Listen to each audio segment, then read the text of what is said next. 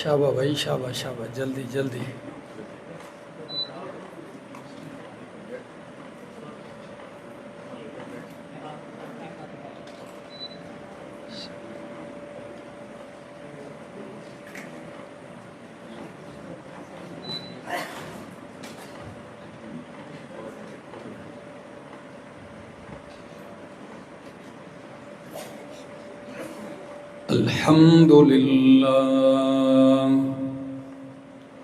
الحمد لله رب العالمين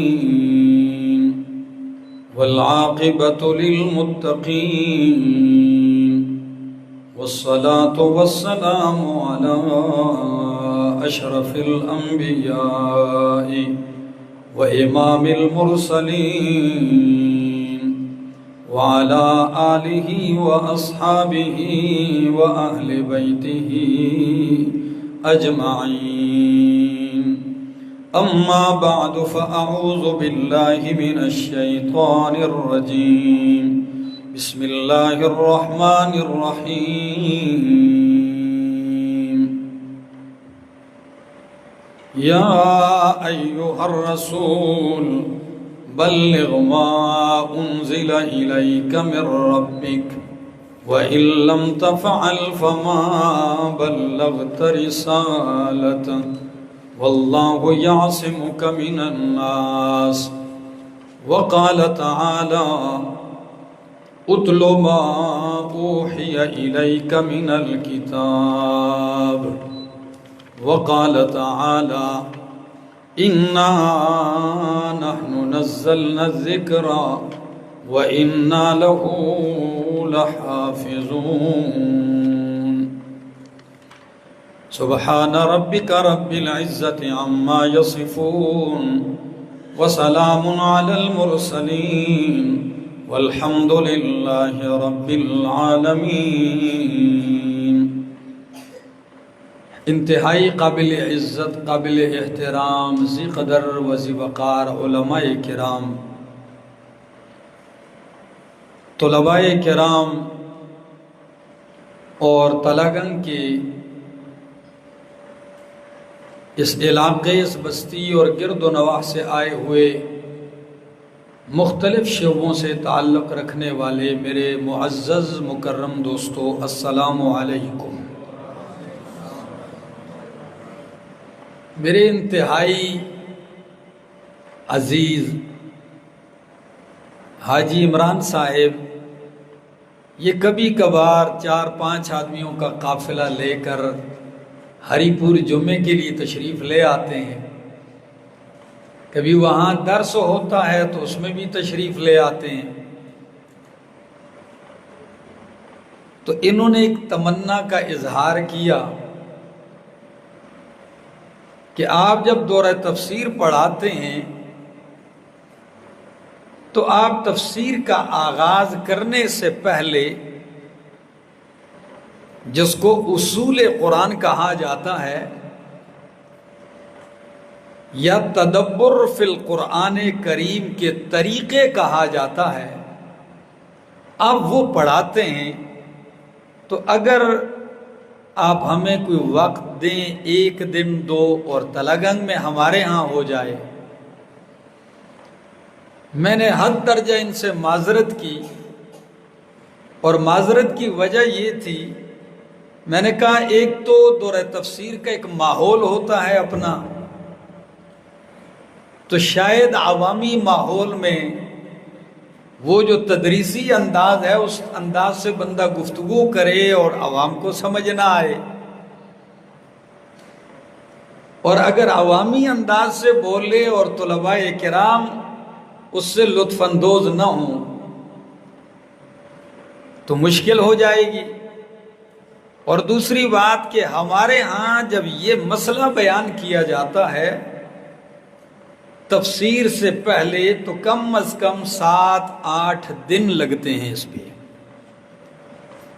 تو حاجی صاحب نے میری پریشانی میں یہ بھی اضافہ کر دیا کہ 7-8 دنوں کا درس 5-5 گھنٹے روزانہ ہوتا ہے،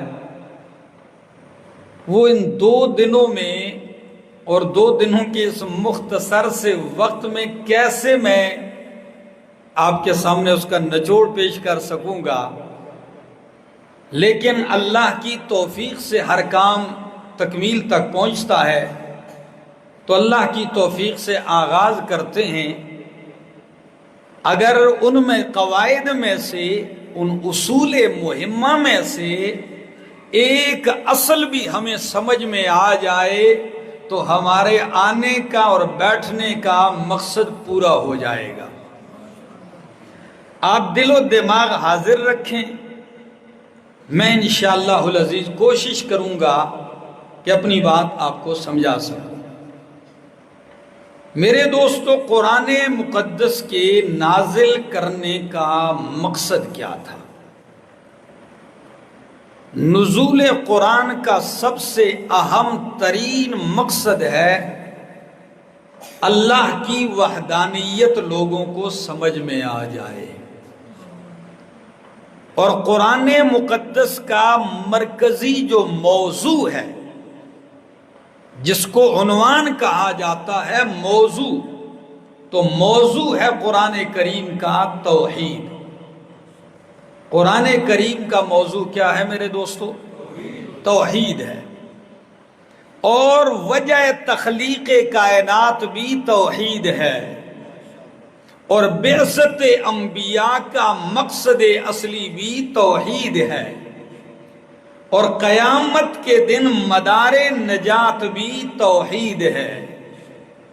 اعمال کی قبولیت کی بنیاد اور سبب بھی توحید ہے، اور اعمال کے برباد ہونے کا مرکزی سبب بھی کیا ہے؟ توحید کا انکار ہے اور شرک ہے۔ تو قرآن مقدس کا موضوع توحید ہے۔ اس کے لیے سورہ ہود ابتدا نکالیں ذرا، 11واں پارہ سورۃ ہود، پہلی آیت۔ سورۃ ہود 11واں پارہ 17واں رکوع ہوگا، 16ویں کا آخر ہے۔ الف لام را کتاب احکمت آیاتہ ثم فصلت من لدن حکیم خبیر۔ جن لوگوں کے پاس قرآن کریم کھلے ہوئے ہیں سامنے اور وہ تائید نکال سکتے ہیں، وہ تو ادھر نظر، اور جو قرآن کریم کھول نہیں سکتے تو ان کے لیے انہوں نے انتظام کیا ہے، یا آپ کی اسکرین کے اوپر بھی ادھر دیکھیں گے تو وہ جو آیت میں بولوں گا وہ یہاں نکالی جائے گی، آپ دیکھ بھی سکتے ہیں۔ ذرا دیکھیے، فرمایا الف لام را کتاب اے ھذا کتاب، یہ کتاب ہے شان والی، احکمت آیاتہ، اس کی آیتیں مضبوط کر دی گئی ہیں، محکم کر دی گئی ہیں۔ ثم فصلت من لدن حکیم خبیر، پھر اس کتاب کی آیتوں کی تفصیل کر دی گئی ہے، من لدن حکیم خبیر، حکیم اور خبیر ذات کی طرف سے اس کی آیتوں کی تفصیل کر دی گئی ہے۔ اور وہ تفصیل کیا ہے؟ فرمایا اللہ تعبدوا الا اللہ۔ وہ دیکھا، فرمایا یہ وہ کتاب ہے عظمت والی، شان والی، اس کی آیتیں محکم کر دی گئی ہیں۔ ایک معنی، اس کی آیتیں احکمت، حکمتوں سے بھر دی گئی ہیں، پھر ان کی آیتوں کی تفصیل کی گئی ہے حکیم اور خبیر ذات کی طرف سے۔ وہ تفصیل کیا ہے؟ اللہ تعبدوا الا اللہ، کہ بندگی نہ کرو، عبادت نہ کرو، الا اللہ، مگر اللہ کی۔ اسی طرح یہی صورت ہے، اس کی آیت نمبر 13 نکالیے، میں 13 اور 14 دونوں پڑھوں گا، ذرا آپ توجہ رکھنا۔ فرمایا ام یقولون افتراہ، کیا کہتے ہیں یہ مشرک لوگ کہ افطرا ہو، اس قرآن کو پیغمبر نے گھڑ لیا ہے، اپنی طرف سے بنا لیا ہے۔ فَقُلْ فَأْتُوا بِعَشْرِ صُوَرٍ مِثْلِهِ مُفْتَرَيَاتٍ، میرا پاک پیغمبر کہہ دیجئے پس لے آؤ 10 صورتیں اس جیسی مفترایات، گھڑی ہوئی بنائی ہوئی۔ آپ کا دعویٰ ہے کہ قرآن اللہ کی کتاب نہیں ہے، یہ محمد صلی اللہ علیہ وسلم کی بنائی ہوئی ہے، تو میرا پیغمبر ان سے کہہ دیجئے عربی دان تو تم بھی ہو، فصاحت و بلاغت کے دعوے دار تو تم بھی ہو، ہزاروں قصیدے تم نے لکھے ہیں، میں نے تو ان 40 سالوں میں جو پہلے گزرے ہیں شعر بھی نہیں کہا، تو اگر یہ میرا بنایا ہوا ہے تو پھر تم زیادہ نہیں کتنی صورتیں بنا کے لے آؤ، 10 صورتیں اس جیسی بنا کے لے آؤ گھڑی ہوئی۔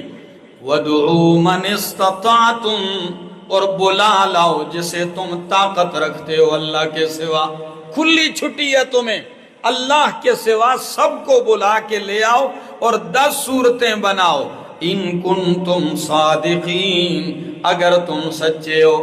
فَإِن لَّمْ يَسْتَجِيبُوا لَكُمْ، پس اگر یہ تمہیں جواب نہ دے سکیں، تمہارے اس چیلنج کو قبول نہ کر سکیں، قرآن کی 10 صورتوں کی طرح 10 صورتیں بنا کے نہ لا سکیں، تو فَاعْلَمُوا، کائنات والو جان لو، انما انزل بعلم اللہ، کہ بے شک قرآن اتارا گیا بعلم اللہ، اللہ کے علم کے ساتھ، اللہ کے علم پر مشتمل ہے، اور کس لیے اتارا گیا؟ وَأَن لَا إِلَٰهَ إِلَّا هُوَ، میں نے کہا قرآن کا موضوع کیا ہے؟ فرمایا قرآن اتارا گیا اللہ کے علم کے ساتھ، وَأَن لَا إِلَٰهَ إِلَّا هُوَ، اور اس بات کے لیے اتارا گیا کہ اللہ الہ الا ہو، کہ کوئی الہ نہیں الا ہو مگر وہی ہے۔ فَهَلْ أَنْتُمْ مُسْلِمُونَ، پس کیا ہو تم مسلمون، تسلیم کرنے والے، اسلام لانے والے، تسلیم کرنے والے، قبول کرنے والے؟ تو قرآن مجید کا اصل موضوع کیا ہے؟ توحید ہے۔ یہ تو انشاءاللہ العزیز اگر کل کے درس میں پھر آپ کو حوالے نکال کے بتاؤں گا تو آپ کے 14 طبق روشن ہوں گے انشاءاللہ۔ دوسری بات، قرآن کریم ابتدائی مرحلہ اور آپ کے پہلے مخاطبین مشرکین مکہ ہیں۔ قرآن کریم کے پہلے مخاطبین کون تھے؟ اب آپ کہیں گے تو قرآن کریم کے مخاطبین ہیں کتنے لوگ؟ تو سارا قرآن کھول کے دیکھ لو، تالا گنگ والو، طلباء کرام یاد رکھو، یہ جملہ لکھ لو، مخاطبین قرآن پہلے 2 قسم پر ہیں۔ قرآن جن سے خطاب کرتا ہے کتنے طبقے ہیں؟ 2 طبقے ہیں۔ نمبر 1 منقادین، نمبر 2 غیر منقادین۔ نمبر 1 منقادین، جو سرے تسلیم خم کرنے والے ہیں، ماننے والے ہیں۔ تو قرآن ماننے والوں کو یعنی اہل ایمان سے خطاب کیسے کرتا ہے، یہ ایک۔ نمبر 2 غیر منقادین، قرآن کریم کے وہ مخاطبین جو مانتے نہیں قرآن، وہ 4 طبقے ہیں۔ نہ ماننے والے غیر منقادین کتنے طبقے ہیں میرا دوست؟ 4 طبقے ہیں۔ یہ انگلیوں پہ تمہیں یاد ہونا چاہیے۔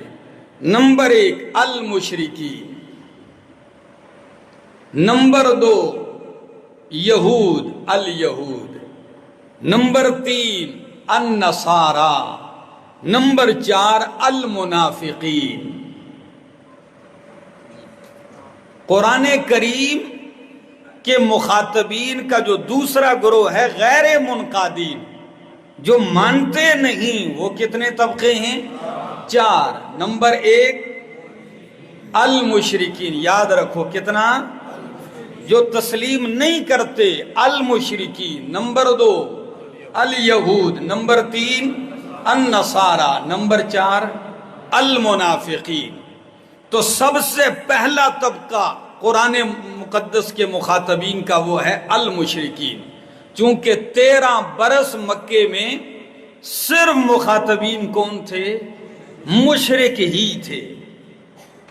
اب آپ کہیں گے قرآن کریم کا پہلا مخاطبین کا پہلا طبقہ مشرکین، مشرکین کون لوگ ہیں؟ مشرکین کو مشرکین کیوں کہتے ہیں؟ شرک کیا چیز ہے؟ شرک کی لغوی اور اصطلاحی تعریف کیا ہے؟ مشرکین کی کتنی قسمیں ہیں؟ شرک کی کتنی قسمیں ہیں؟ اور قرآن کریم ایک ایک قسم کو کیسے رد کرتا ہے؟ مشرکین کون لوگ ہیں؟ ان کے عقائد کیا ہیں؟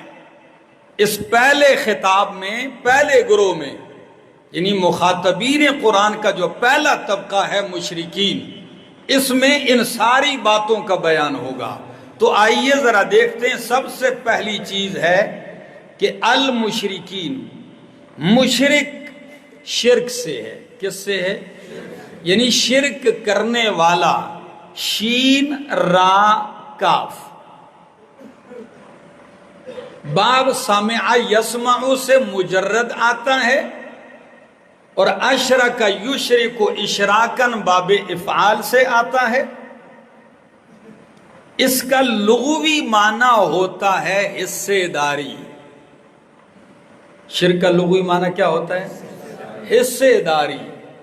جس طرح کہتے ہیں فلاں اس کاروبار میں میرا شریک ہے، یعنی کیا مطلب ہے؟ حصے دار ہے۔ یہ جو 10 مرلے پلاٹ ہے، اس میں 4 آدمی شریک ہیں، یعنی چاروں کے 4 اس میں کیا ہیں؟ حصے دار ہیں۔ اب حصے دار 10 مرلے کے پلاٹ میں برابر برابر بھی ہو سکتے ہیں، ایک کے 5 مرلے ہوں، ایک کے 3 مرلے ہوں، ایک کے 2 مرلے ہوں، یہ بھی شریک ہو سکتے ہیں، یا ایک کے 9 مرلے ہوں اور ایک کا صرف کیا ہو؟ 1 مرلہ ہو، یہ بھی کیا ہے؟ شریک ہے۔ یہ مثال انشاءاللہ آگے تمہیں بڑا کام دے گی، ٹھیک ہے نا؟ تو شراکت حصے داری کو کہتے ہیں۔ قرآن کریم اور شرک کی اصطلاحی تعریف سمجھو میرا دوست۔ اصطلاح میں شرک سمجھانے کے لیے، اس کی تعریف کرنے کے لیے اسلاف نے مختلف تعریفیں کر کے آپ کو مسئلہ سمجھایا ہے۔ میں سب سے پہلی تعریف ذکر کرتا ہوں شاہ ولی اللہ محدث دہلوی رحمہ اللہ کی۔ شاہ ولی اللہ محدث دہلوی رحمہ اللہ، پتہ ہے کون سی ہستی ہیں؟ اگر قرآنی تفسیر کی سند جاتی ہے تو وہاں ٹکتی ہے، حدیث کی سند جاتی ہے تو شاہ ولی اللہ محدث دہلوی رحمہ اللہ پہ ٹکتی ہے۔ اللہ نے اس شخصیت کے گھرانے اور خاندان کو قرآن اور حدیث کی خدمت کے لیے چن لیا تھا۔ سب سے پہلا عربی کے بعد عجمی میں ترجمہ کرنے والے کون ہیں؟ شاہ ولی اللہ محدث دہلوی رحمہ اللہ، فتح الرحمن کے نام سے ترجمہ کیا ہے۔ آج تو آسان کام ہے، آسان نہیں ہے میرا دوست۔ جب انہوں نے عجمی لغت میں فارسی میں ترجمہ کیا تو ان کے خلاف سب سے پہلے مولوی اور پیروں نے جلوس نکالا تھا، اور چوکوں چوراہوں میں لوگوں کو اکٹھا کیا، اور کیا کہنے لگے؟ جی شاہ جی نے قرآن بدل دیا ہے۔ شاہ جی نے قرآن نہیں بدلا تھا، شاہ جی نے عربی سے فارسی میں کر دیا تاکہ عام لوگ بھی سمجھ سکیں۔ آج کل کے لوگ کہتے ہیں جی عام لوگوں کو ترجمہ نہیں پڑھنا چاہیے۔ اور میرا دوست، نبی اکرم صلی اللہ علیہ وسلم کو اللہ نے مبعوث ہی امیین میں کیا، اور آپ کو بھیجا ہی اس لیے تھا کہ آپ ان پڑھوں کو قرآن کا ترجمہ سمجھائیں۔ هو الذی بعث فی الامیین رسولا۔ آئیے تو شرک کی تعریف وہ کرتے ہیں۔ حجت اللہ البالغہ ان کی کتاب ہے، اس میں وہ کہتے ہیں حقیقت الشرک ان یعتقد انسان فی بعض المعظمین من الناس ان الآثار العجیبۃ الصادرۃ منہ انما صدرت لکونہ متصفا بصفت من صفات الکمال مما لم یعہد فی جنس الانسان بل یختص بالواجب تعالی.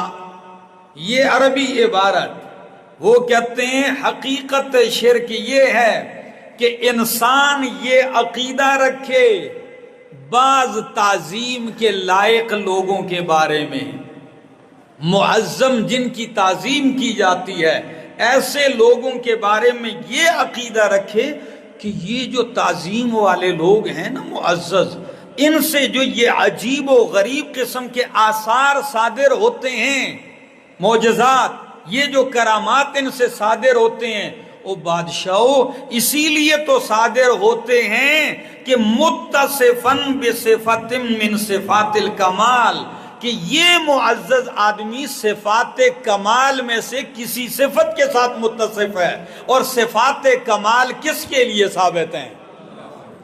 تو اللہ کی صفات کمال میں سے کوئی صفت اس کے اندر پائی جاتی ہے، اور اس صفت کمال، صفت الوہیت کی وجہ سے اس سے یہ کام سر انجام دیتا ہے یہ، تو اس وجہ سے یہ ہو گیا الہ. یہی شرک ہے، کسی کے بارے میں یہ عقیدہ رکھنا کہ وہ اپنے کمال سے یہ آثار عجیبہ دکھاتا ہے، اپنے کمال اور اختیار سے، تو یہ اس کا عقیدہ رکھنا کیا ہے؟ شرک ہے. ایک دوسری تعریف ذرا اور آسان ہو جائے گی بات. یہی شاہ ولی اللہ محدث دہلوی رحمہ اللہ اپنی دوسری کتاب جس کا نام ہے الفوز الکبیر، الفوز الکبیر کے اندر شرک کی تعریف کرتے ہیں. وہ کہتے ہیں، فارسی میں ہے، عربی میں بھی اس کے ترجمے ہو چکے ہیں. وہ فرماتے ہیں شرک آنست کہ غیر خدا را صفات مختص خدا اس بات نماید. شرک یہ ہے کہ غیر خدا کے لیے خدا کی صفات مختصہ ثابت کرنا. تلگنگ والو آسان ہوا کہ نہیں؟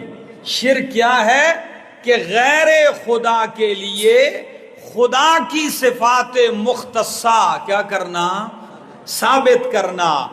غیر خالق کے لیے، غیر الہ کے لیے الہ والی خاص صفات کو کیا کرنا؟ ثابت کرنا. یہ شرک ہے. ایک تیسرا حوالہ، اور وہ کہتے ہیں، اس کی تفسیر خود ہی کرتے ہیں، کہتے ہیں مثل تصرف در عالم با ارادہ. مثلاً کہ آپ کسی کے بارے میں یہ کہیں کہ اس سارے جہان میں فلاں بزرگ، نبی، ولی، پیغمبر، شہید، جن، پری، ملک وہ اپنی مرضی سے تصرف کرتا ہے، بغیر اسباب ظاہری کے اپنے ارادے سے کیا کرتا ہے؟ تو سچ بتاؤ یہ صفت کس کے لیے خاص ہے؟ اب یہ کسی غیر کے لیے اللہ والی صفت ثابت کرنا یہ شرک ہے. انشاءاللہ اس ایک کی تفصیل آ رہی ہے، اور اسی کو ہم تعبیر کرتے ہیں. وہ فرماتے تعبیر ازاں بکن فیکون میں شود. اس کو ہم کس سے تعبیر کرتے ہیں؟ کن فیکون. یہ اس ایک اللہ کی صفت ہے جو کہتا ہے کن ہو جا تو فیکون ہو جاتا ہے. تو آج یہی صفت اللہ کی، اللہ کے بندوں اور مخلوق کے اندر کئی لوگ مانتے ہیں کہ نہیں مانتے؟ اور جی بادشاہو فلاں جب کہتا ہے ہو جا تو ہو جاتا ہے، جب چاہتا ہے، جہاں چاہتا ہے، جیسے چاہتا ہے کر دیتا ہے. اور تیسری تعریف شرکی، یہ تعریف کی ہے شاہ ولی اللہ محدث دہلوی رحمہ اللہ کے فرزند شاہ محمد اسحاق رحمہ اللہ نے. اللہ نے حضرت شاہ جی کو بیٹا بھی دیا، ایک سے بڑھ کر ایک بیٹا، شاہ محمد اسحاق. شاہ عبد القادر محدث دہلوی، شاہ عبد العزیز محدث دہلوی رحمہ اللہ، وہ کیا فرماتے ہیں؟ ان کی کتاب ہے 100 مسائل، یہ فارسی میں بھی ہے، ابھی اردو میں بھی آ چکی ہے۔ اس کا معنی کیا ہے؟ 100 مسائل، 100 اہم مسائل۔ ان 100 مسائل والی کتاب میں وہ شرک کا معنی کرتے ہیں، کہتے ہیں شرک در شرع ثابت کردن صفات مختصہ تعالی را بغیر خدا۔ شریعت میں شرک یہ ہے کہ اللہ تعالی کی صفات مختصہ کو اللہ کے سوا کسی کے لیے بھی ثابت کرنا، یہ شرک ہے۔ شرک کی چوتھی تعریف لکھو۔ یہ حضرت شاہ صاحب رحمہ اللہ کے ایک اور بیٹے ہیں جن کا نام ہے شاہ عبد القادر محدث دہلوی رحمہ اللہ۔ میرے خیال سے آپ کے مسجد میں بھی ان کی تفسیر پڑھی ہوگی، تقریباً ہر مسجد میں، جس کا نام ہے موضح القرآن۔ کس نام سے ہے ان کی تفسیر؟ موضح القرآن، شاہ عبد القادر محدث دہلوی رحمہ اللہ کی تفسیر ہے۔ ذرا سنیے بیٹا کیا تفسیر کرتے ہیں، اور کون سی آیت؟ سورۃ بقرہ کی آیت نمبر 221 کے ذیل میں وہ یہ شرک کی تعریف کرتے ہیں۔ سورۃ بقرہ آیت نمبر 221 نکالے ذرا۔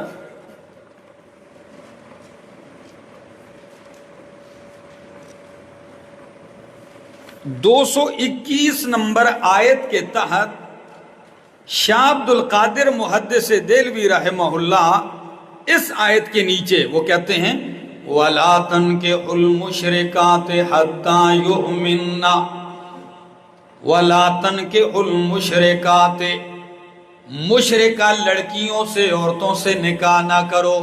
کن سے نکاح نہ کرو؟ مشرکہ عورتوں سے نکاح نہ کرو یہاں تک کہ وہ ایمان لے آئیں۔ وَلَا أَمَةٌ مُؤْمِنَةٌ، البتہ مومنہ باندی لونڈی خیر من مشرکۃ، وہ بہتر ہے مشرکہ آزاد عورت سے۔ وَلَوْ أَعْجَبَتْكُمْ، اگرچہ وہ مشرکہ آزاد عورت کی کا حسن، مال، حسب، نسب تمہیں بھلا لگے، تعجب میں ڈال دے۔ وَلَا تُنْكِحُوا الْمُشْرِكِينَ، اور اپنی عورتیں اور لڑکیاں بھی مشرک مردوں کے نکاح میں۔ اس آیت کے ذیل میں شاہ عبد القادر محدث دہلوی رحمہ اللہ فرماتے ہیں کہ مشرکہ عورت سے نکاح کرو بھی نہیں، اور مشرک مرد کے نکاح میں اپنی عورتیں دو بھی نہیں۔ تو اب یہ شرک کیا بلا ہے کہ جس کے نکاح میں بندہ نکاح اپنی عورت نہ دے، یا اس اور لڑکی سے نکاح نہیں ہوتا؟ یہ کیا چیز ہے؟ تو وہ فرماتے ہیں کتنے پیارے الفاظ میں، وہ کہتے ہیں شرک یہ ہے کہ اللہ کی صفت خاصہ کسی اور میں جانے۔ شرک یہ ہے کہ اللہ کی صفت خاصہ کسی اور میں جانے۔ اب یہ تو سارے ہی کہتے ہیں، ذرا آپ تفصیل سنیے، وہ خود ہی کرتے ہیں، کہتے ہیں مثلاً کسی کو سمجھے کہ اس کو ہر بات معلوم ہے۔ مسئلہ سمجھ میں آیا؟ مثلاً کسی کو سمجھے کہ اس کو ہر بات معلوم ہے، یا وہ جو چاہے کر سکتا ہے۔ شرک فی العلم بھی آ گیا، شرک فی التصرف بھی آ گیا۔ اچھا، وہ جو چاہے کر سکتا ہے، یا ہمارا بھلا برا کرنا اس کے اختیار میں ہے۔ ہمارا بھلا کرنا برا کرنا یہ اس کے اختیار میں ہے۔ اور یہ کہ اللہ کی تعظیم کسی اور پر خرچ کرے، جو ادب، جو تعظیم اس مالک کائنات کی کرنی چاہیے، وہی تعظیم کسی اور پہ خرچ کرے، کسی نبی پہ، ولی پہ، جن پہ، فرشتے پہ، پیر پہ، مردہ پہ، زندہ پہ، حجر پہ، شجر پہ، وہ اللہ والی تعظیم خرچ کرے، تو یہ شرک ہے۔ یہ کیا ہے؟ شرک ہے۔ اور یہ شرک ہے کسی چیز کو سجدہ کرے اور اس سے حاجت مانگے، اس کو مختار کل جان کر۔ یہ ساری تفصیل کس نے کی ہے؟ شاہ عبد القادر محدث دہلوی رحمہ اللہ، اگر اسی کی وضاحت کر دی جائے تو بندے کا دماغ کھل جائے۔ ایک جلد میں تفسیر کی ہے، کمال کی تفسیر ہے۔ اور ایک تعریف اور لکھ لو شرک کی۔ کتنی تعریفیں لکھ چکے ہو؟ 3 لکھ چکے ہو، 4، 5ویں لکھو۔ شرع عقائد ہمارے ہاں 6 درجے میں پڑھائی جاتی ہے۔ امام علامہ تفتازانی رحمہ اللہ کیا کرتے ہیں، ذرا تعریف شرکی۔ علامہ تفتازانی کہتے ہیں شرع عقائد میں الاشراک هو اثبات الشریک فی الالوہیت۔ الاشراک، شرک کرنا کس کو کہتے ہیں؟ ہوا اثبات الشریک فی الالوہیت، اللہ کے ساتھ الوہیت میں کسی کو شریک ٹھہرانا، و استحقاق العبادت، اور بندگی کے اندر بندگی کا حقدار ٹھہرانے میں، کیونکہ ہمارا عقیدہ ہے کہ استحقاق عبادت صرف کس کے لیے ہے؟ اللہ ہی کا حق ہے عبادت کا مستحق۔ تو عبادت کے استحقاق میں، صفات الوہیت میں کسی کو شریک ٹھہرانا، یہ کیا ہے؟ شرک ہے۔ اور قرآن کریم اس شرک پہ رد کرتا ہے۔ کیا کرتا ہے؟ رد کرتا ہے۔ اب 5 تعریفیں آپ شرک کی پڑھ چکے ہیں۔ اب یہ صفات سب میں آ رہا ہے کہ اللہ کی ذات میں، صفات میں کیا کرنا؟ شریک ٹھہرانا۔ ذات میں تو آج تک کسی نے شریک، بہت کم ہی لوگ ہوں گے جنہوں نے ذات الہی میں کیا کیا ہوگا؟ شریک ٹھہرایا ہوگا۔ تقریباً دیکھو گے تو مشرکین اللہ کے ساتھ کس میں ٹھہراتے ہیں شریک؟ صفات میں ٹھہراتے ہیں۔ یہاں ایک قاعدہ کلیہ یاد رکھ لو طلباء کرام، صفات 3 قسم کی ہیں۔ صفات کتنی قسم پر ہیں؟ 3 قسم پر ہیں۔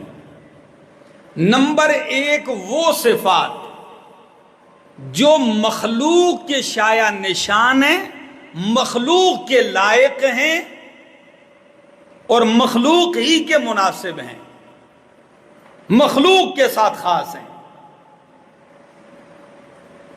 پہلی قسم ایسی صفات جو مخلوق کے لائق، مخلوق کے ساتھ خاص ہیں اور مخلوق ہی کے مناسب ہیں۔ ایسی صفات کو مخلوق ہی کے ساتھ خاص کیا جائے گا۔ وہ صفات اللہ کے لیے اگر خاص کرو گے تو کفر ہو جائے گا، توہین ہو جائے گی۔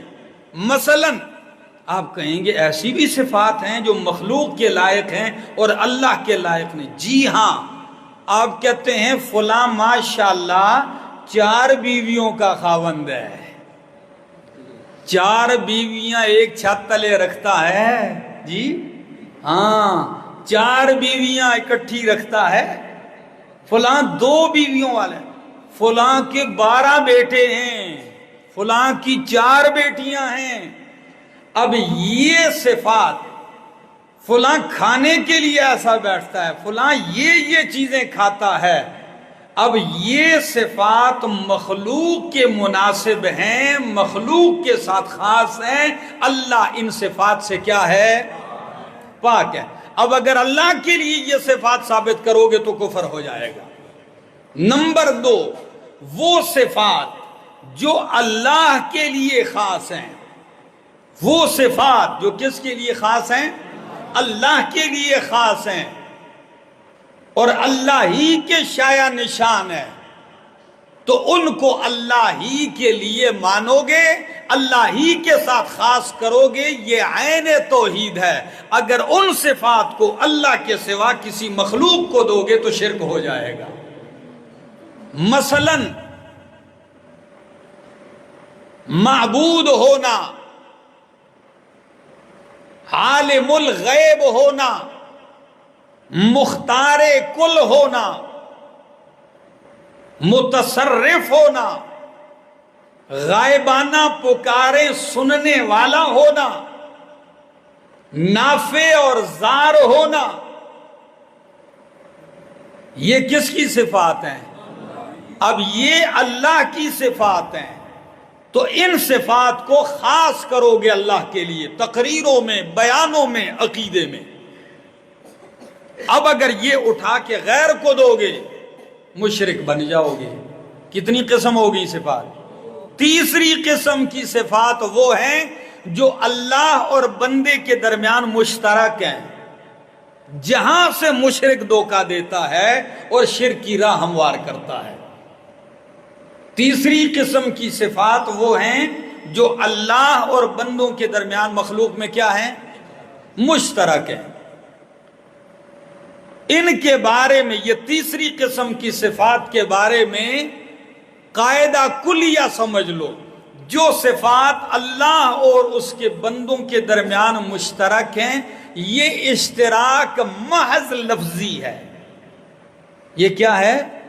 محض اشتراک لفظی ہے، معنوی اور حقیقی ہرگز نہیں ہے۔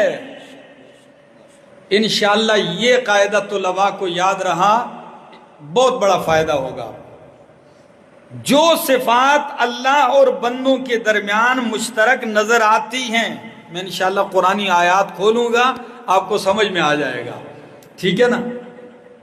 جو صفات اللہ اور بندوں میں مشترک ہیں، یہ اشتراک محض لفظی ہے، حقیقی اور معنوی نہیں ہے۔ مثلا سورہ دہر نکالو، سورۃ دہر 29واں پارہ ہے۔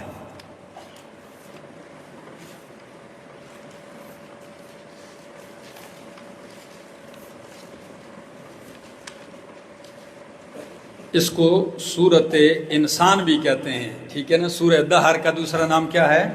سورۃ الانسان۔ تو سورہ دہر آپ بالکل ابتدا ذرا کھولیے، فرمایا هل أتى على الإنسان حين من الدهر هل أتى على الإنسان حين من الدهر، ابتدائی آیات ہیں، ٹھیک ہے جی؟ هل أتى على الإنسان حين من الدهر لم يكن شيئا مذكورا إنا خلقنا الإنسان من نطفة أمشاج نبتلیہ فجعلناہ سمیعا بصیرا۔ فرمایا تحقیق انسان پہ ایسا زمانہ آیا، اگر حل کو کس معنی میں لو؟ قد کے معنی میں، تو معنی کرو گے تحقیق آیا انسان پہ ایک ایسا زمانہ، لم یکن شیئا مذکورا، یہ قابل ذکر چیز نہیں تھا، یعنی ایسا زمانہ انسان پہ آیا نطفے کا کہ یہ قابل ذکر چیز، اس کا ذکر نہیں ہوتا تھا۔ پھر کیا ہوا؟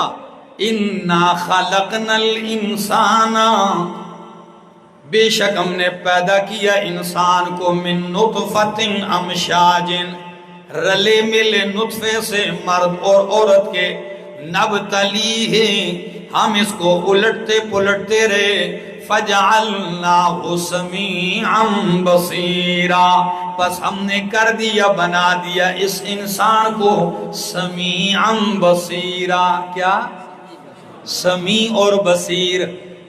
تو اب میں ایک دفعہ فیس بک پہ دیکھ رہا تھا، کسی مشرک نے یہ آیت لکھی، کہنے لگے یہ وہابیوں کو ہیضہ ہو گیا شرک کا ٹھپا لگانے کے لیے، کہتے ہیں ہر بات کو شرک ہے۔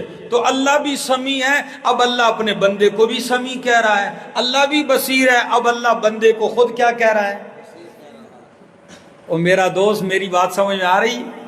تو دیکھو بندے کو اللہ فرماتے ہیں فَجَعَلْنَاهُ سَمِيعًا بَصِيرًا، ہم نے اس کو سمیع اور کیا بنایا؟ بصیر بنایا۔ تو اب میرا دوست یہ بات سمجھنے کی تھی، میں نے کہا جو صفات قرآن میں آپ کو بظاہر مشترک نظر آئیں، یہ اشتراک محض کیا ہے؟ لفظی ہے، معنوی اور حقیقی نہیں ہے۔ کیوں؟ اب کیسے نہیں ہے؟ اس طرح نہیں ہے کہ اللہ سمیع ہے تو ازل سے ہے، ابد تک رہے گا، ہر ایک کی، ہر گھڑی، ہر وقت، ہر ٹائم، ہر جگہ سے سننے والا اللہ ہے۔ بندہ سمیع ہے، بندہ ایسے سن سکتا ہے؟ تم اس وقت سن رہے ہو، جب سوئے ہوگے نہیں سنو گے۔ اچھا سامنے ہو تو سن رہے ہو، جب سامنے نہ ہو نہیں سن سکو گے جب تک کہ اسباب اور آلات نہ ہوں، ٹھیک ہے جی۔ اچھا آپ سننے میں کانوں کے اور اسباب اور آلات کے محتاج ہیں، اللہ سننے میں آلات کا محتاج، اسباب کا محتاج نہیں ہے۔ تو اب بتاؤ بندہ سمیع اور اللہ کے سمیع ہونے میں کوئی جوڑ ہے؟ نہیں، کوئی جوڑ نہیں۔ خاکرہ چہ نسبت با عالم پاک، یہ اشتراک محض لفظی ہے، ٹھیک ہے جی، معنوی اور حقیقی نہیں ہے۔ اسی طرح بندہ بصیر ہے، اب آپ آنکھیں بند کرو تو آپ کو نظر نہیں آتا، آپ سوئے ہو آپ کو نظر نہیں آتا، پردے کے پیچھے دیوار کی اوٹ میں آپ کو نظر نہیں آتا۔ کیا خیال ہے؟ مر جاؤ گے پھر تو شاید نظر آئے۔ کیا خیال ہے؟ ہمارے ہاں زندوں کو اتنا نظر نہیں آتا جتنا مردوں کو نظر آتا ہے۔ کبھی کبھی سوچتا ہوں، میں کہتا ہوں ان عقل کے اندھوں کو الٹا نظر آتا ہے، مجنوں نظر آتی ہے، لیلا نظر آتا ہے۔ ایک مولوی صاحب تقریر کر رہے تھے، کہتا ہے یہ مرے ہوئے بزرگ اتنے پاورفل، یہ زندہ بزرگ اور پیر نہیں ہوتے جتنے یہ مرنے کے بعد پاورفل ہوتے ہیں۔ کہتا ہے وہ کیسے؟ کہتا ہے شیر جب پنجرے میں ہو تو اتنا نقصان نہیں کر سکتا، اتنا اختیارات نہیں چلا سکتا جتنا وہ پنجرے کے باہر۔ تو جب تک یہ ان کی روح پنجرے میں ہوتی ہے، ٹھیک ہے، دنیا میں، تو یہ اتنا تصرف نہیں، لیکن جب مرتے ہیں تو ان کا تصرف کیا ہو جاتا ہے؟ ہاں میں نے کہا زندہ ولی تو خود چل پھر کے گزارا کر لیتا تھا، تو کیا مرنے کے بعد تو وہ پاورفل ہو گیا؟ میرے خیال قبرستان خود چل کے جاتا ہوگا جی، جنازہ اٹھانے کی ضرورت نہیں پڑتی ہوگی، یہ پیر سارے چل کے دفن ہونے کے لیے خود گئے ہوں گے۔ افسوس جب اللہ کی توحید سے انسان بغاوت کرتا ہے تو پھر وہ اللہ کی کتاب جو ہے کتاب التوحید، اس کو کھول کے اس لیے پھرولتا ہے کہ مجھے دلیل شرک کی نظر آ جائے۔ کس کی نظر آ جائے؟ اور یہی حال آج کے مشرک کا بھی، اور 1400 سال پہلے کے، مثلاً آپ کہیں گے اس دور کے مشرک کا کیا حال تھا؟ جب قرآن کریم کی یہ آیت اتری کہ تم اور جن کو تم اللہ کے سوا پکارتے ہو سب جہنم کا ایندھن ہو، کیا ہو؟ تو مشرکین اور دوسرے بغل بجانے لگے، کہنے لگے دیکھو نا، آپ کا قرآن کہتا ہے تم اور تمہارے معبود جہنم کا ایندھن ہے، تو معبودوں میں تو عزیر علیہ السلام بھی ہیں، معبودوں میں تو فلاں فلاں نبیوں کو بھی پوجا گیا، پکارا گیا ہے، ان کی بھی عبادت کی گئی، تو اگر ہم جائیں جس جہنم میں یہ ہستیاں جاتی ہیں تو ہم چلے جائیں تو کیا ہے؟ بات سمجھ میں آ رہی؟ بات کو کتنا الٹا کر کے لیا۔ قرآن کریم نے بات کی آیت میں وضاحت کر دی کہ آپ سمجھے نہیں، یہ جن کے تم کہہ رہے ہو جو معصوم بندے ہیں، جو اللہ کے توحید پرست تھے، وہ تو جہنم کی آہٹ سے بھی دور رہیں گے۔ تم اور تمہارے وہ معبود جو تمہارے شرک پر راضی تھے، کیا تھے؟ تم جا کے پاؤں چاٹتے تھے اور اپنا پاؤں آگے کر دیتے، اچھی طرح چوم لو، ہیں؟ دیکھیں کہ نہیں؟ ہاں، جو تم سے جان بوجھ کے، وہ تو میرا دوست۔ صفات کتنی قسم کی تھی؟ 3 قسم کی، جو اللہ کے، جو مخلوق کے لیے خاص ہیں وہ اللہ کے لیے ثابت نہیں کرنی، جو اللہ کے لیے خاص ہیں وہ مخلوق کے لیے ثابت نہیں کرنی، اور جو مشترکہ نظر آئیں تو وہ اشتراک محض کیا ہے؟ اشتراک لفظی ہے، حقیقی اور معنوی ہرگز نہیں ہے۔ میرے دوستو آئیے اب مشرکین کے عقائد پڑھتے ہیں کہ مشرکین کے عقائد کیا تھے، کیا عقیدے رکھتے تھے، کون سی باتوں میں ہمارا اور ان کا کوئی جھگڑا نہیں تھا، ہم بھی مانتے وہ بھی مانتے، اور وہ کون سی بات تھی جس میں ہمارا اور ان کے درمیان کیا رہا؟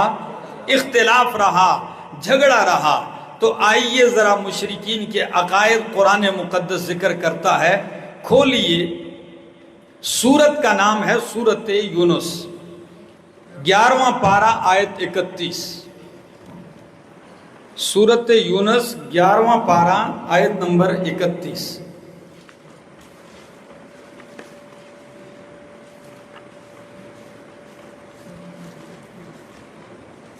اللہ اکبر۔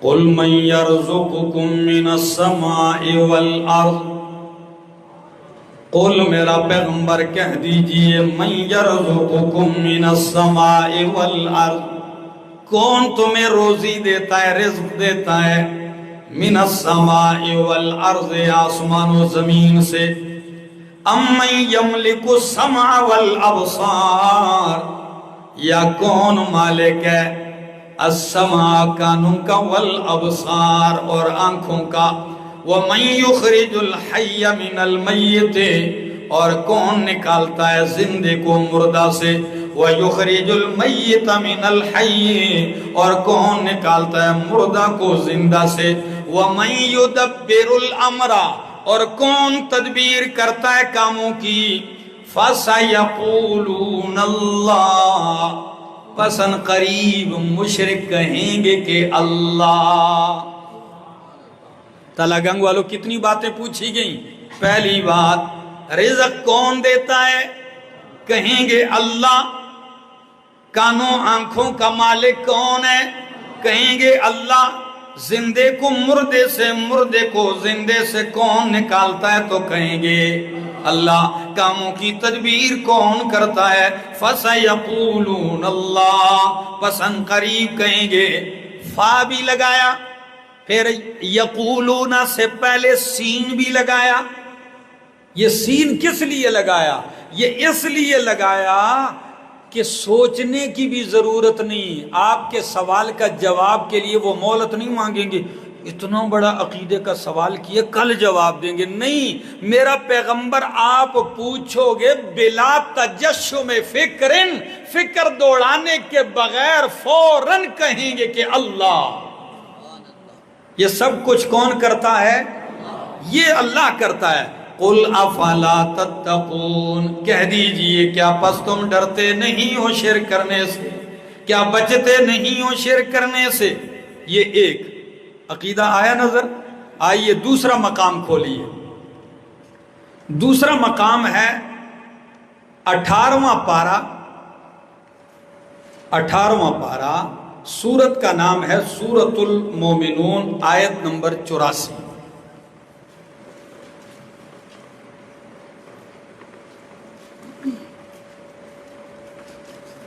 سورت المومنون آیت نمبر 84۔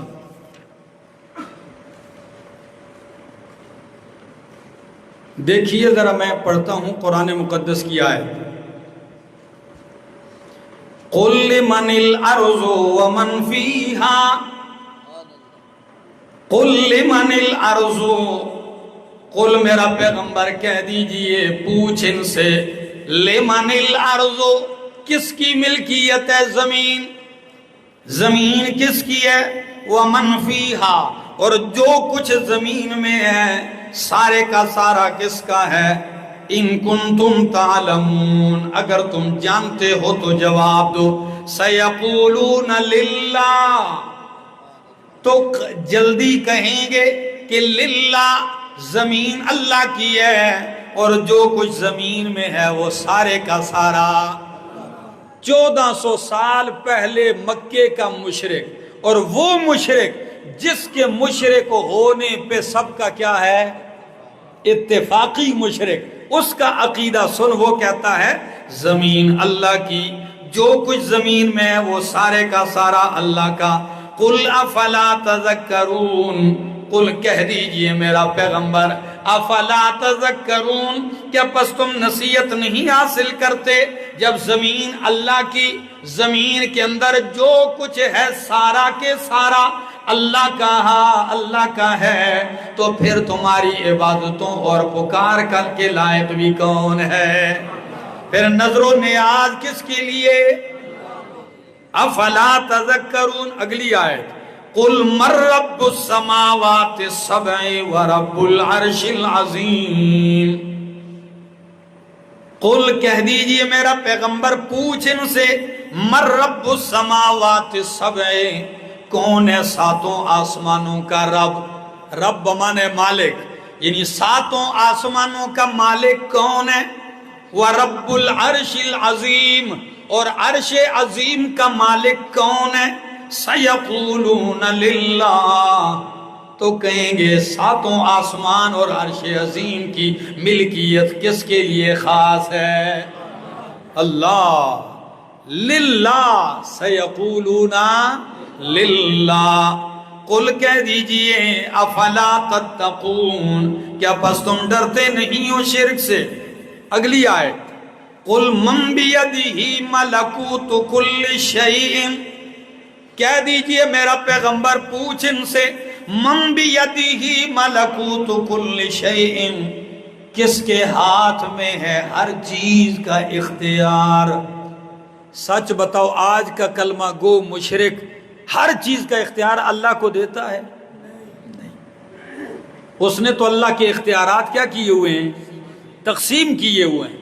وہ پکا مشرک 1400 سال پہلے کا، وہ کیا کہتا ہے؟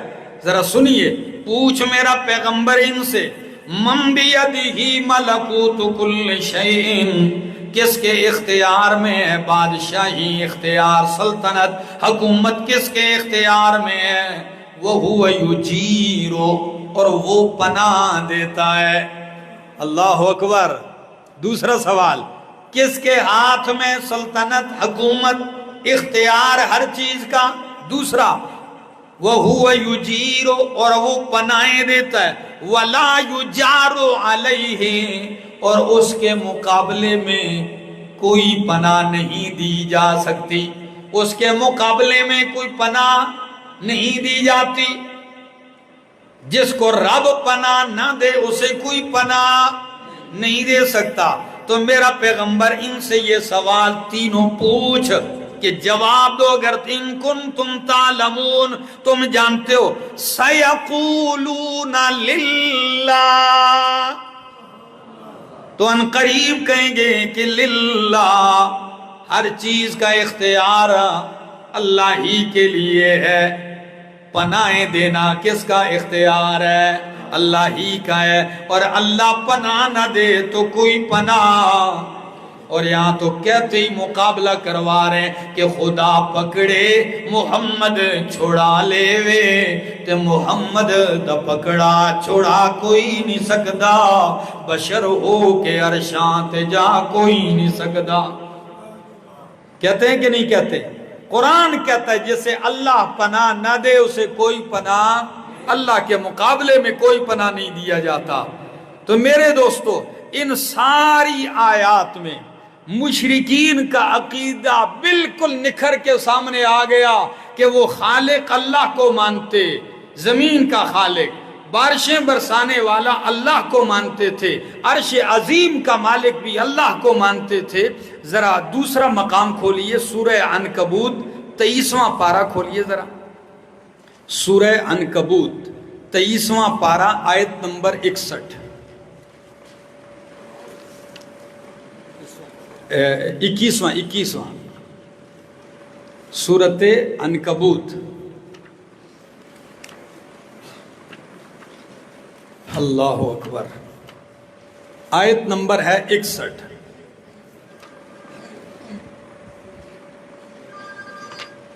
میں پڑھتا ہوں، ذرا دیکھیے۔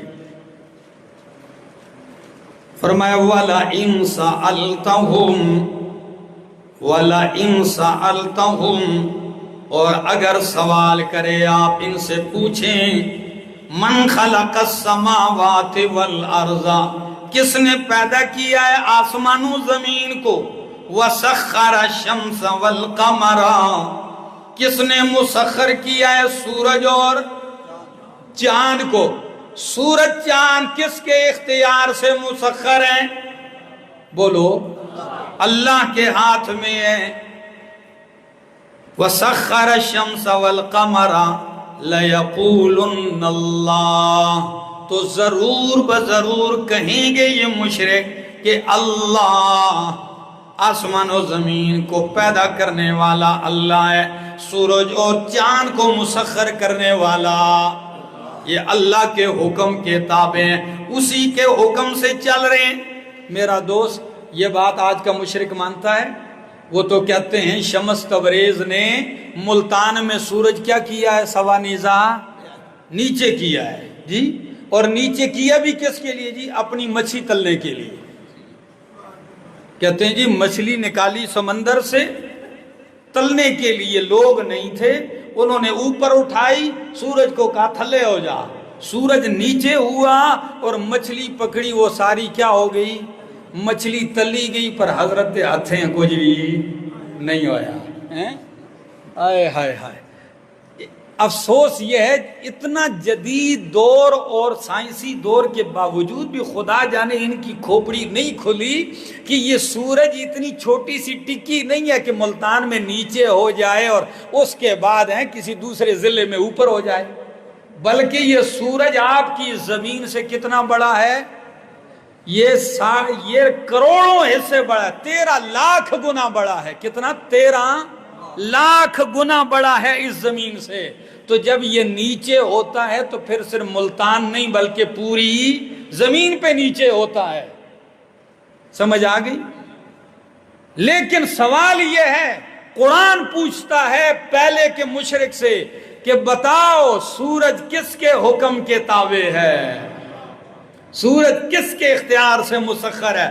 فرمایا وَسَخَّرَ الشَّمْسَ وَالْقَمَرَ لَيَقُولُنَّ اللَّهُ، تو ضرور بضرور کہیں گے کہ اللہ۔ فَأَنَّا يُؤْفَكُونَ، پس کہاں پھیرے جا رہے ہو او بدبختو؟ جب زمین اللہ کی، آسمان اللہ کا اور سورج چاند اسی کا مسخر کردہ ہے، تو فَأَنَّا تُؤْفَكُونَ، تم کہاں پھیرے جا رہے اس مالک کائنات، مختار اور متصرف اور خالق اور نافع اور ضار کو چھوڑ کر تم اس کے بندوں اور محتاجوں کے پیچھے چل پڑے ہو؟ فَأَنَّا يُؤْفَكُونَ، کہاں یہ پھیرے جا رہے ہیں؟ اللہ اکبر۔ ذرا اگلی آیت بھی سن لیجئے، اس کے بعد والی آیت نمبر میں پڑھتا ہوں، آیت نمبر ہے 63۔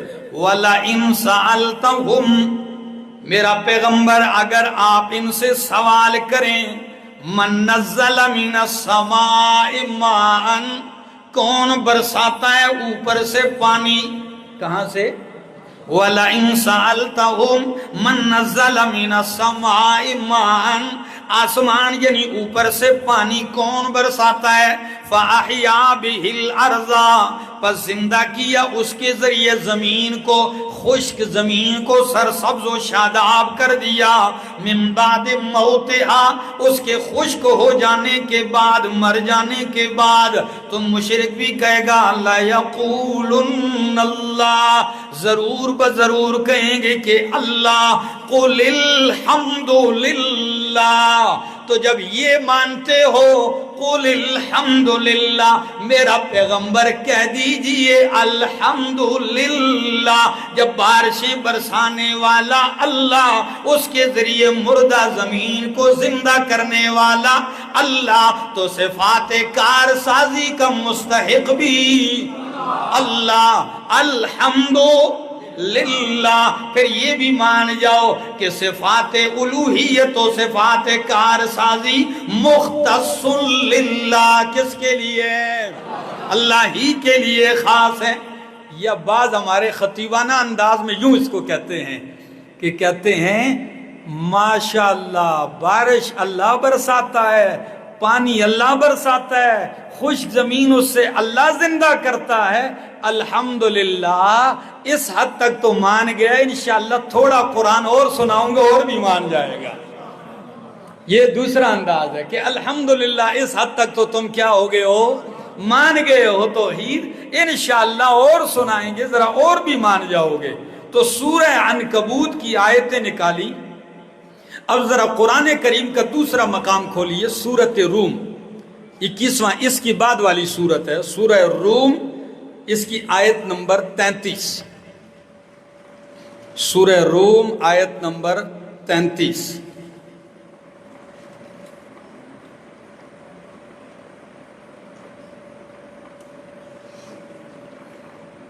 اللہ اکبر۔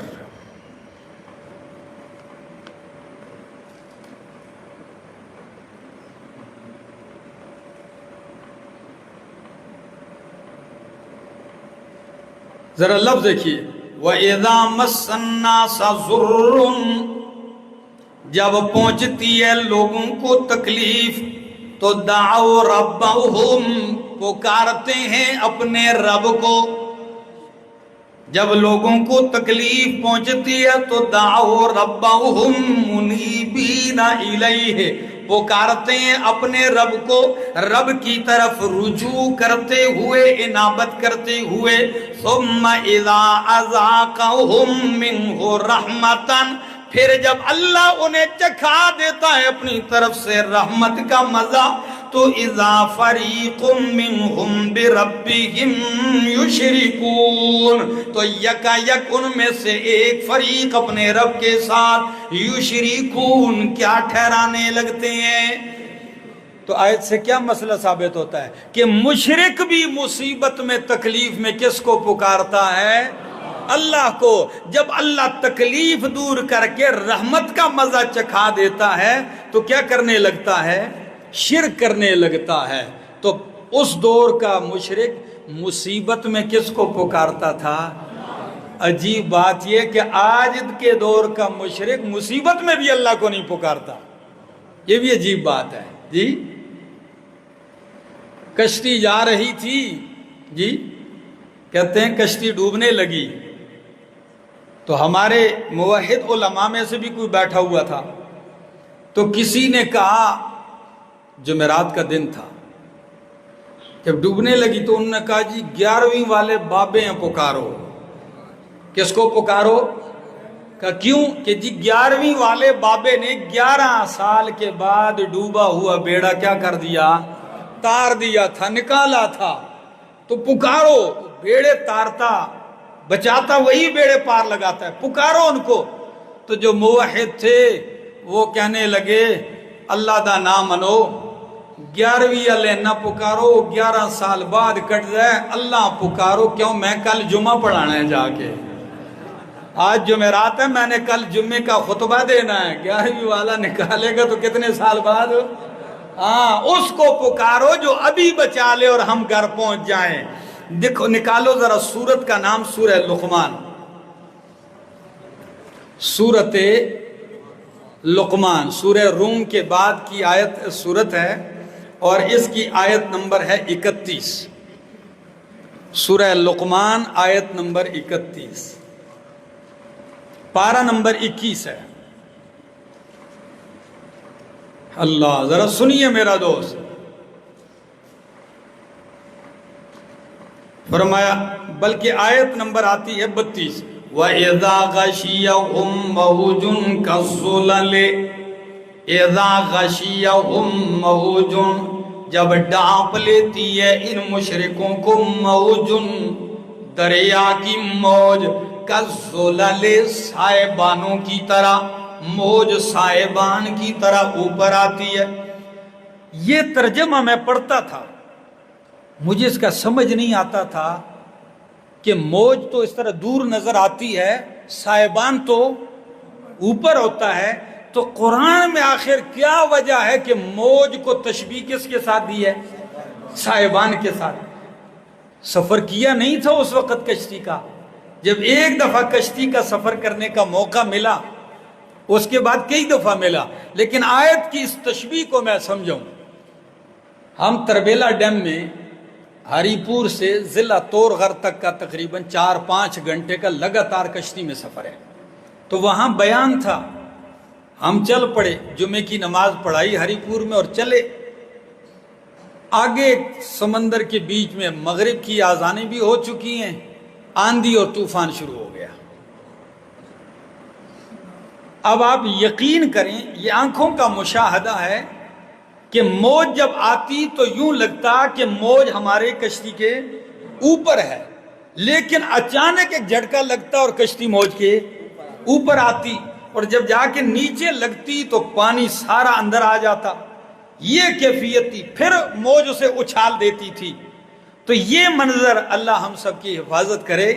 لیکن جب آپ کسی کشتی بان سے پوچھیں کہ واقعی یہ پانی یوں لگتا ہے کہ چھت کی طرح اوپر آ گیا، فرمایا اذا غشیہم موج، جب ڈانپ لیتی ہے ان کو موج کا زولن لے سائبانوں کی طرح، تو مشرک بھی دعوا اللہ مخلصین لہ الدین، دعوا اللہ پکارتے ہیں اللہ کو، مخلصین لہ الدین خالص کرتے ہوئے اس کے لیے پکار کو، خالص اللہ ہی کے لیے پکار کو خالص کرتے ہوئے رب کو پکارتے ہیں۔ تو سچ بتاؤ، طوفانوں میں کشتی موجوں میں پھنستی ہے تو مشرک بھی خالص غائبانہ کس کو پکارتا ہے؟ اللہ ہی کو پکارتا ہے۔ یہ اتنی آیتیں آپ کو بار بار کیوں نکلوا رہا ہوں؟ تاکہ آپ کو لگ پتا جائے کہ جس کو ہم توحید سمجھتے ہیں، کیا وہ توحید ہے؟ مشرک اس کو مانتا تھا یا؟ تو آپ پڑھ رہے ہیں اتنی آیتیں میں نے نکلوائیں، وہ مشرک بھی مان رہا ہے، خالص اللہ کو مصیبت میں پکارتا ہے۔ لیکن مسئلہ کیا ہے؟ فَلَمَّا نَجَّاهُمْ إِلَى الْبَرِّ، پس جب اللہ انہیں نجات دیتا ہے خشکی کی طرف، کشتی کنارے لگتی ہے، فَمِنْهُمْ مُقْتَصِدٌ، تو کچھ تو ان کے اوپر اعتدال پر قائم رہنے والے ہوتے ہیں۔ کچھ لوگ کیا ہوتے ہیں؟ اعتدال پر قائم ہونے والے۔ وہ کون سے لوگ ہیں؟ یعنی جس طرح وہ سمندر میں موجوں میں خالص اللہ کو پکارتے تھے، کشتی کنارے لگنے کے بعد بھی خشکی میں بھی وہ کس کو پکارتے ہیں؟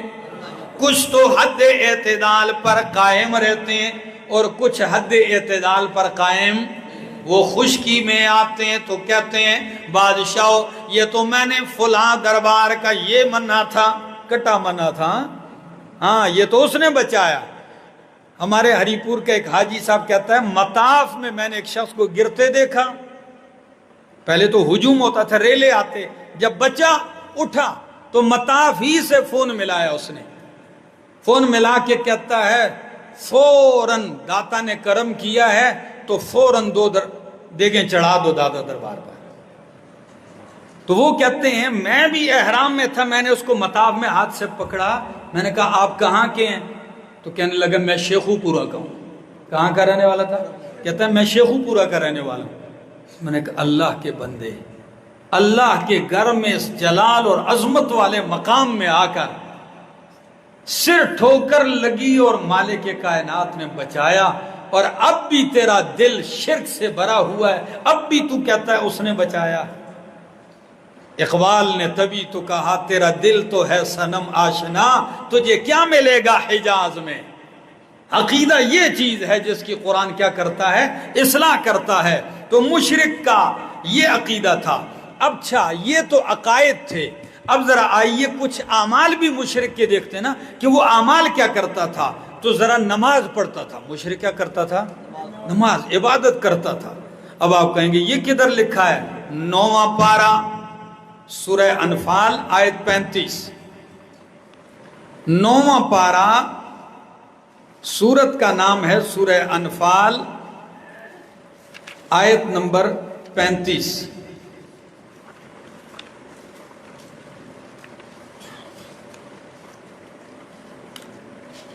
ذرا دیکھیے قرآن مقدس کیا کہتا ہے۔ وَمَا كَانَ صَلَاتُهُمْ عِنْدَ الْبَيْتِ إِلَّا مُكَاءً وَتَصْدِيًّا، آیت 35۔ وَمَا كَانَ صَلَاتُهُمْ، نہیں ہے ان مشرکوں کی نماز، عند البیت، بیت اللہ کے پاس، إِلَّا مُكَاءً وَتَصْدِيًّا، مگر سیٹیاں بجانا، وَتَصْدِيًّا، اور تالیاں پیٹنا۔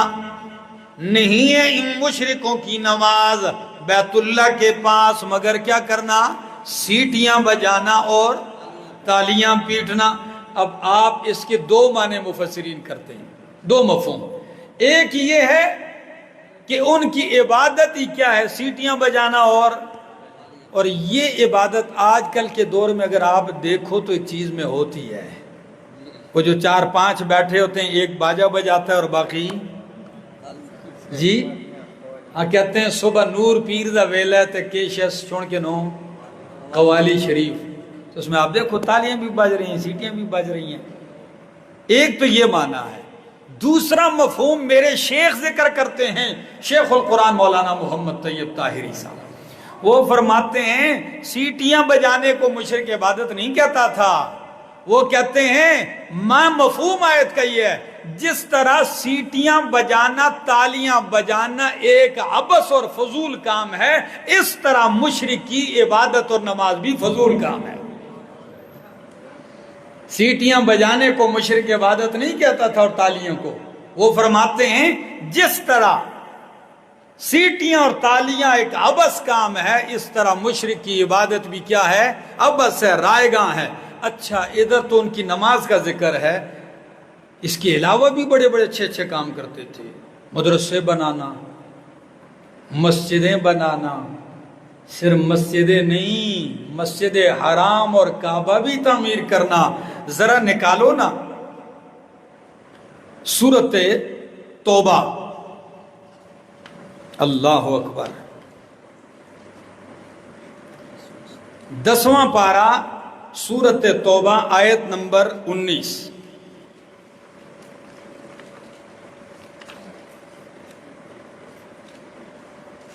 فرمایا اجعلتم سقایۃ الحاج وعمارۃ المسجد الحرام، اجعلتم سقایۃ الحاج، او لوگو کیا تم بناتے ہو حاجیوں کو پانی پلانا، وعمارۃ المسجد الحرام، اور مسجد حرام کی تعمیر کرنا، کمن آمنا، اے کا عمل من آمنا، اس شخص کے عمل کی طرح جو ایمان لایا اللہ پر اور یوم آخر پر، وجاہد فی سبیل اللہ، اور اللہ کے راستے میں جہاد کیا، لا یستوون عند اللہ، یہ اللہ کے ہاں برابر نہیں، واللہ لا یہدی القوم الظالمین، اور اللہ توفیق نہیں دیتا ظالم قوم کو۔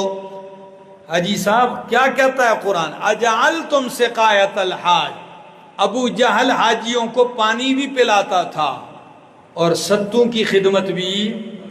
آج کل یہاں ستو بنتا ہے، شاید ہی کوئی بڑے چھوٹے یہ جو جدید لوگ ہیں یہ تو شاید ستو جانتے بھی نہ ہوں، ٹھیک ہے نا، تو وہ ستو پیس پیس کے تیار کر کے حاجیوں نے کیا۔ مکہ کے مشرکین نے تو کیا اعلان کیا تھا، کہنے لگے کعبہ تعمیر کرتے ہیں، چندہ 100% حلال دا ہونا چاہیے۔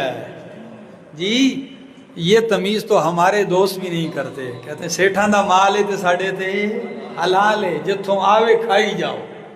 نہیں، کہتے ہیں مسجد حرام تعمیر کرتے ہیں، کعبہ مال 100% حلال۔ چندہ ہوا جب تعمیر شروع کی بیت اللہ کی، پیسے کم پڑ گئے، کہا جی اب حرام کے تو ہیں لیکن حرام کے ہم لگاتے، تو آدھا تعمیر کر دیا، حتیم والا حصہ باہر چھوڑ دیا اور کعبہ تعمیر کر دیا۔ میرا دوست اتنا بڑا کارنامہ کیا لیکن شرک ہے، تو قرآن کہتا ہے اجعلتم سقایۃ الحاج وعمارۃ المسجد الحرام کمن آمنا، ایک وہ شخص ہے زندگی بھر کعبہ تعمیر کرنا تو درکنار، پوری زندگی کبھی اس کے پاس اتنا پیسہ بھی نہیں کہ وہ جا کر کعبہ دیکھ سکے، لیکن ہے توحید والا۔ اللہ فرماتے ہیں جو کعبے کو دیکھتا بھی ہے اور تعمیر بھی کرتا ہے یہ مشرک ہے، جو مشرک ہے تو یہ اس کے برابر اللہ کے ہاں یہ موحد قیمتی ہے۔ تو دیکھو یہ مشرکین یہ اعمال بھی بجا لاتے تھے۔ اب اس کے علاوہ مشرکین حج وج بھی کرتے تھے، حج کرتے تھے، کیا کرتے تھے؟ امام علامہ عبد الکریم شہرستانی اپنی کتاب الملل والنحل، الملل والنحل میں کہتے ہیں کہ یمن کا ایک قبیلہ تھا، اس قبیلے کا نام تھا عق، عین کاف عق۔ یہ عق قبیلہ جب یمن سے حج بیت اللہ کے لیے روانہ ہوتا تھا تو بالکل ننگ تڑنگ، کپڑے لباس اتار کے، کچھ بھی نہیں، بالکل برہنہ ہو کے قافلہ تیار ہو گیا۔ اور یہ برہنہ کیوں آتے تھے؟ کہتے ہیں بادشاہ جن کپڑوں میں ہم گناہ کریں ان کو کعبہ حرم لے کے جائیں۔ میں اپنی جگہ سوچتا بھی تھا، ہنسی بھی آتی ہے، افسوس کہ بھائی جن کپڑوں بیچاروں نے گناہ نہیں کیا ان کو تو باہر چھوڑ کے آگے گھر میں جس بدن سے گناہ کرتے رہے ان کو کعبے کے ارد گرد ننگا گھما رہے ہیں۔ مت ماری گئی ہے مشرکی، بالکل ننگے آ رہے ہیں۔ دو کالے رنگ کے لڑکے آگے کر دیتے تھے قافلے کے، اور ان کو راستے میں کیا کہتے تھے؟ کہتے تھے نعرہ لگاؤ۔